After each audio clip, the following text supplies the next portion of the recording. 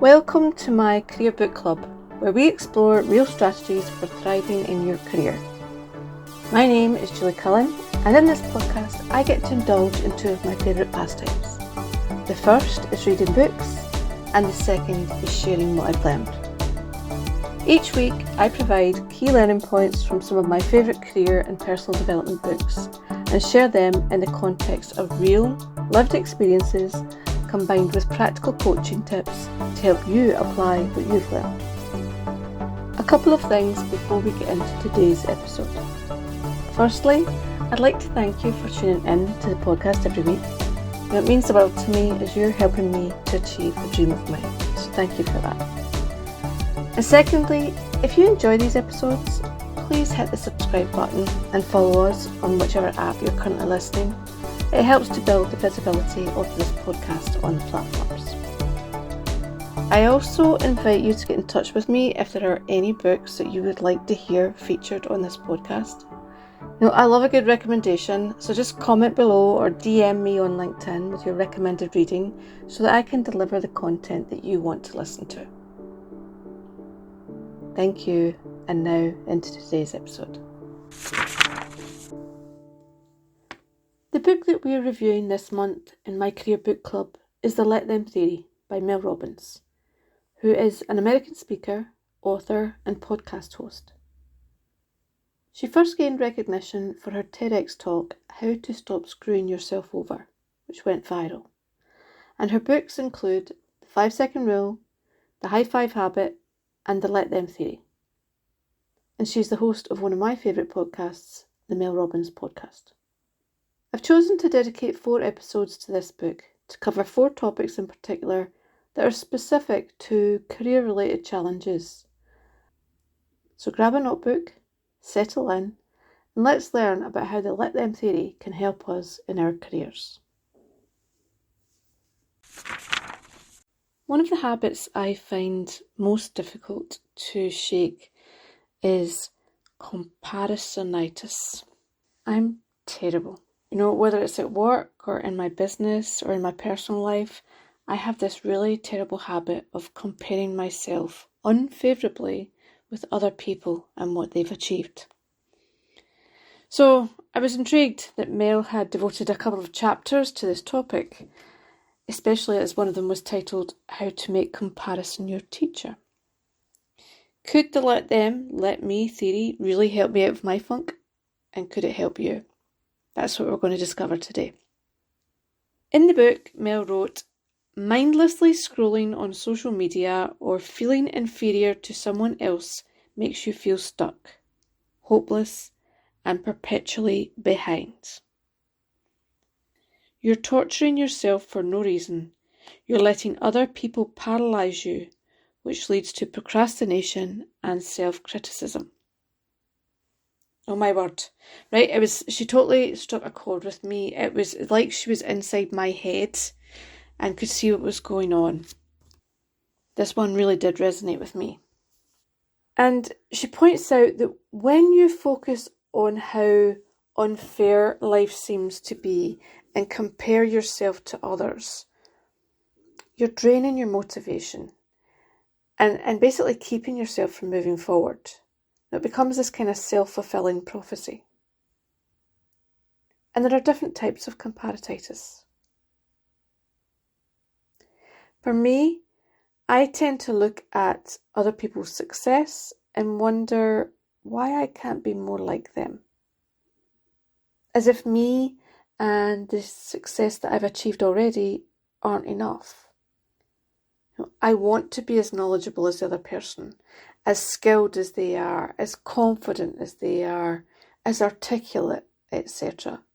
Even people that have got decades of experience over me, I still get that comparison feeling when I see them in action.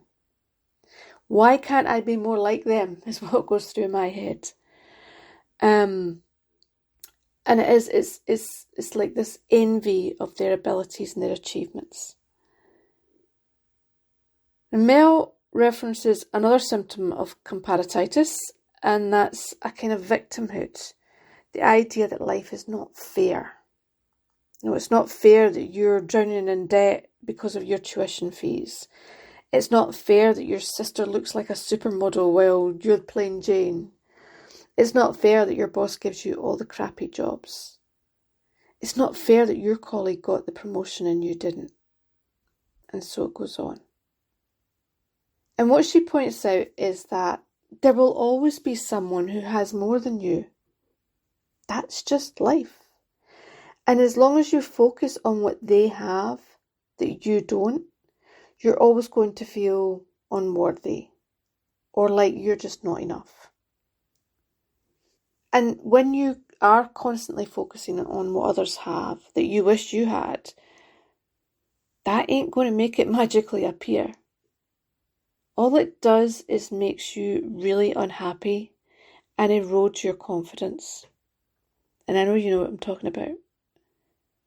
And it's so easy to say, why me? And feel hard done by. But it's so much more empowering to say, let them. Let them have their successes. In fact, I would even suggest that you can really change the game in your favour by actually celebrating their success, their luck, their achievements, being happy for them. Mel often writes that we need to unburden ourselves from the thoughts that are in our minds. And I talk about this a lot in many of my workshops, training and coaching. It's dealing with that negative Nancy, I call her, that's inside your head. And that's what I call mine anyway. Mine is called Nancy, negative Nancy. And what happens is she starts, and you can't avoid comparing yourself and your lifestyle and your career to other people. That's kind of human nature. But it's what you do next that matters more. So let them have their success. Let me stop torturing myself about it. That would be a really good first step. I actually purposefully and intentionally try to stay off of social media as much as I can, because I know when I start the doom scrolling, I can really get myself into a bad funk. And it's interesting actually in the book, Mel actually takes it a step further and suggests that we should learn from other people's successes. Use the comparison as our teacher, which actually makes sense when you think about it. It's important to understand for your own benefit when are the things that you're comparing that there's just nothing you can do about and you need to let them go. And when are the things when you're comparing yourself that you could use that as an opportunity to learn from the other person's success and the other person's achievements. Because there are certain things that you just can't change. If your colleague got promoted, you can't change that. So deal with it. Let them have the promotion. Let them enjoy the success. Let me. What do you want to do? Be happy for them and celebrate their success? Or discuss with your boss what you need to do to achieve promotion? To start working towards that goal? Taking control? There are options that are so much better than dwelling on the why them and not me. By focusing on what you don't have that they do, puts you in that spin of comparing yourself unfavourably with other people.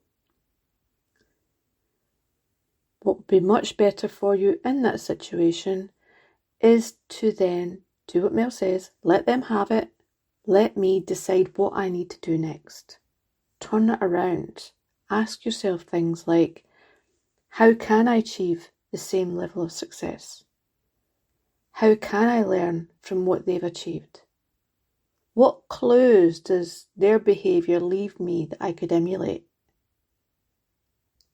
But one of the things I want you to get from that is you control your reactions and the decisions you take.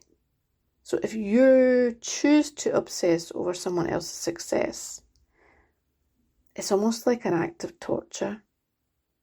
I've seen colleagues at work become so emotionally stressed when constantly comparing themselves to others and focusing on how unfair life can be. You hear a lot of people victimising themselves in the workplace because life seems so unfair. Why did she get the promotion when I worked twice as hard as her?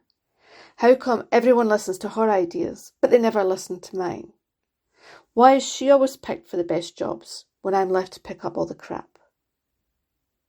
Okay. You're focusing on this idea that life is unfair. And the other thing that sometimes you can see is focusing on what you lack when you're comparing yourself with other people. So things like, why can I never come up with the clever ideas like she does? I wish I had her confidence so I could get up on the stage and present to a big audience like she does. I wish I could network. I wish I could work the room the way she does. So there's two things there. Focusing on what you lack, and the first one was focusing on how life can be unfair. In fact, Mel can be quite... in the book, Mel can be really, really quite tough and just say, life is unfair, she says, so suck it up and go on with it. And she's right. And what you're doing in these comparisons is called upward comparison, which is this tendency to measure yourself against people who you think are better than you, have an advantage that you don't have. Now, interestingly enough, what Mel points out in the book is that very rarely do we actually engage in downward comparison, which is looking around and seeing how much better off you are than other people. I wonder if you would recognise it. If you were to pause this audio right now and have a go at it, would there be people around you, people you work with, who you're better off than? Do you think they might look at you in envy and wish they had what you had? And what criteria do you use to determine that? Because there will be people that look at you and wish that they have what you have. Comparison is natural. It's human. We all do it. But when we start obsessing over it, or allowing it to influence our feelings and emotions, then that can be very destructive. So if that's something you relate to, I really encourage you to start on this journey to get on top of this constant need to compare yourself unfavourably with other people. If you're using the let them, let me theory, Mel would say, let them live their life, let me focus on mine.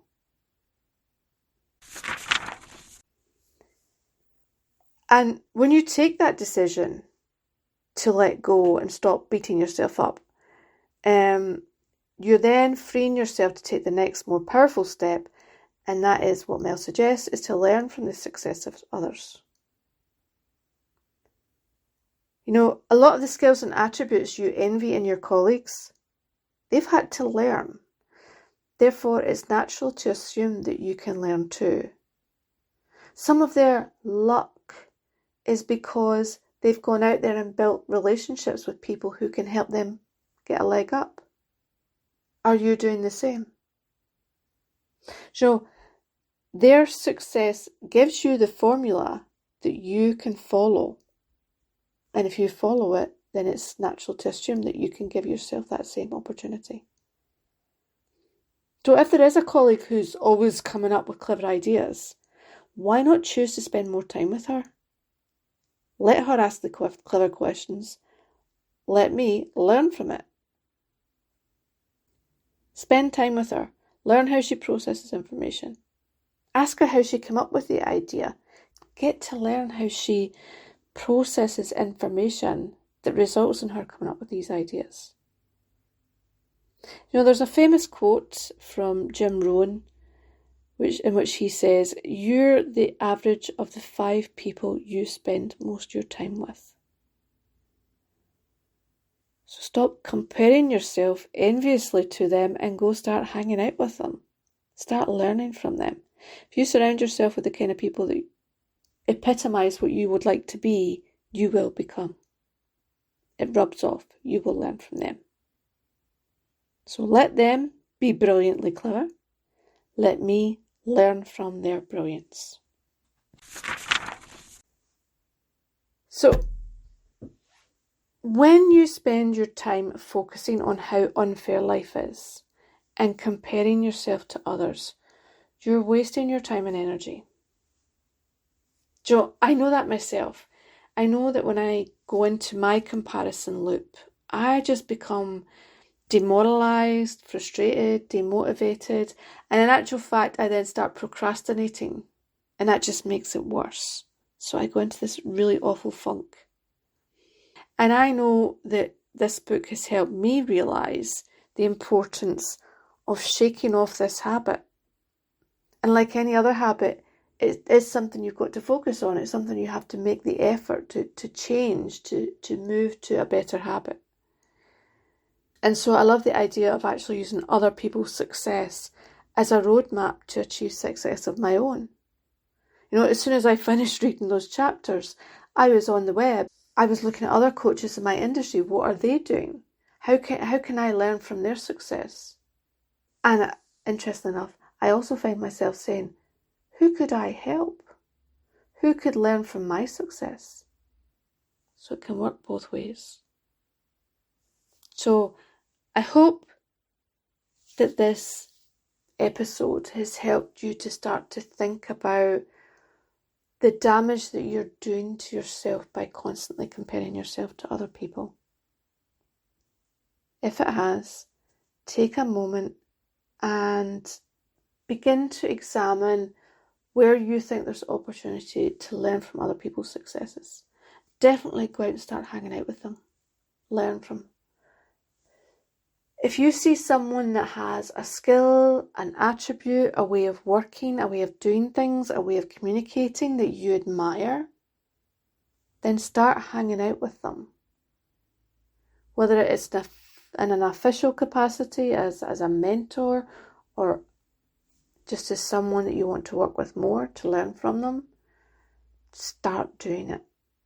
And instead of, as soon as that thought comes into your head, when you feel that envy thought pop into your head, wishing you were more like them, remember to kick in the theory. Let them be successful. Let them be good at that. Let me examine this further. Let me have a conversation with them. Let me understand how I can get to the point where I can also emulate that behaviour. Thanks for listening to today's episode of the Career Book Club. If this episode resonated with you, please share it with a friend or colleague who you think needs to hear this. Next week will be the final episode on the Let Them Theory by Mel Robbins, where we're going to take a closer look at how the Let Them Theory can help you dealing with other people's emotional reactions. For now, I'm just going to say thank you for listening. Make sure you don't miss the next episode by subscribing to this podcast to follow me for more real strategies to create a career you love. And remember, if you have a book recommendation that you'd like to be featured on this podcast, please get in touch. My details will be in the show notes below. Bye for now.